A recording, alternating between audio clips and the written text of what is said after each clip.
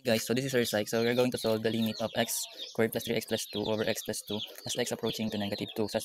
So we'll be having negative 2 squared plus 3 times negative 2 plus 2 over negative 2 plus 2. So if you're going to direct substitute it, we'll be having 4 minus 6 plus 2, or we'll be having negative 2 plus 2, or this will be 4 minus 6 negative 2 plus 2 is 0 over 0. So this will be indeterminate.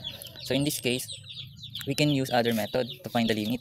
So let's say we're going to factor this out. So the numerator will be having x plus 2 times x plus 1 over the denominator x plus 2. So as you can see, x plus 2 in the numerator and the denominator can be cancelled out. So we'll be having x plus 1. Then we're going to plug the negative 2 there. So the limit will be negative 1. So you can use that, or you can also use the derivative if you know that.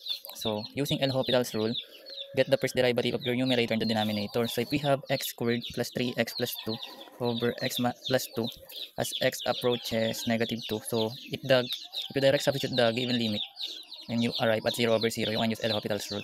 So get the first derivative of numerator. So this will be the derivative of x squared is 2x, the derivative of 3x is 3, and the derivative of constant is 0. So the derivative of x is 1, the derivative of constant is 0. So we'll be having 2x plus 3. Then we're going to plug the limit. So we have negative 2. So 2 times negative 2 plus 3.